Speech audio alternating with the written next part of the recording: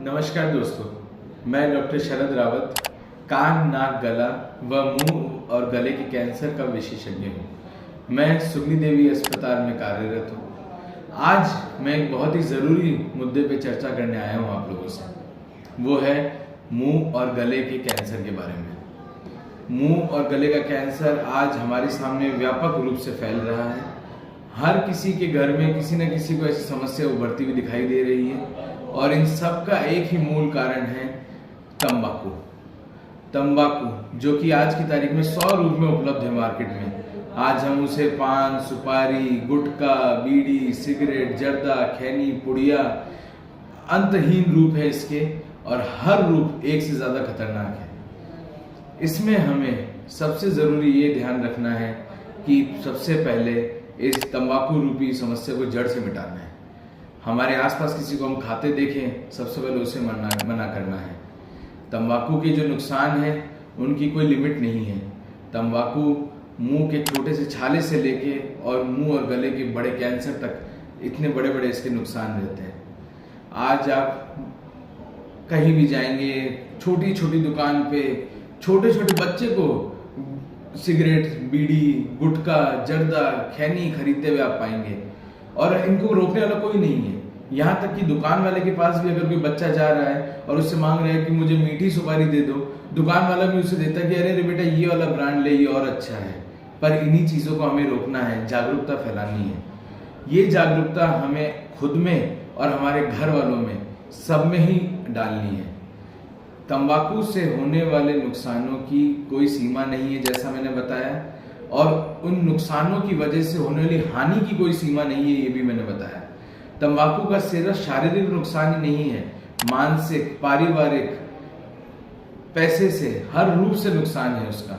और इस एक छोटी सी चीज जिसका कोई फायदा नहीं है, उससे 100 तरीके के नुकसान हम क्यों झेले। तंबाकू खाने से आपको कैंसर हो सकता है, ये बात सब जानते हैं।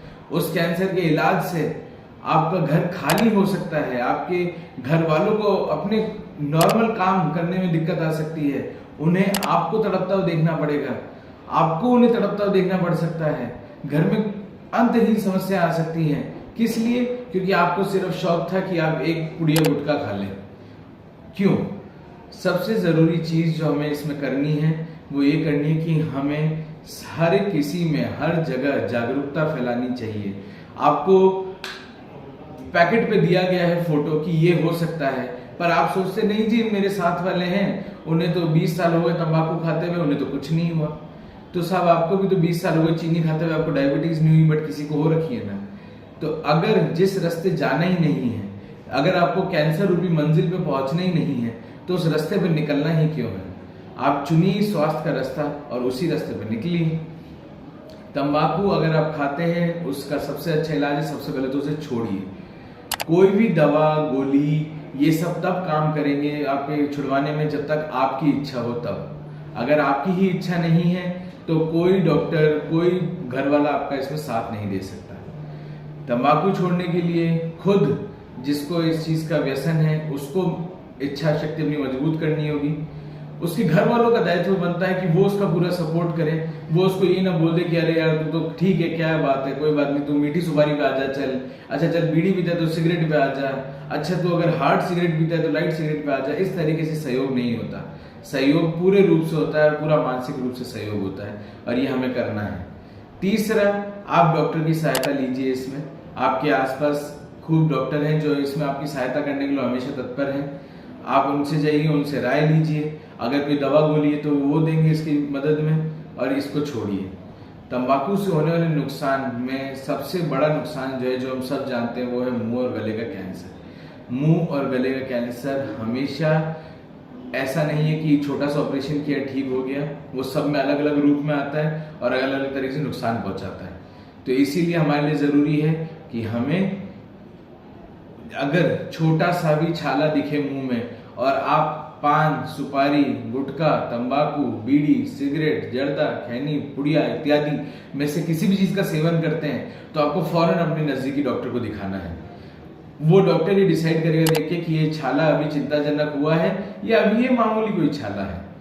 पर हर मुंह और गले कैंसर की शुरुआत उस छोटे से छाले से ही होती है, इसीलिए उसे नजरअंदाज नहीं करना है।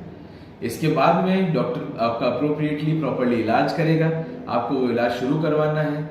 इलाज शुरू होने के बाद भी खुद की इच्छा शक्ति, घर वालों का सहयोग बहुत जरूरी होता है। सरकार की तरफ से इसमें बहुत अच्छे अच्छे स्कीम और सुविधाएं उपलब्ध है कि आज की तारीख में आपका लगभग मुफ्त में पूरा इलाज हो जाता है कैंसर का।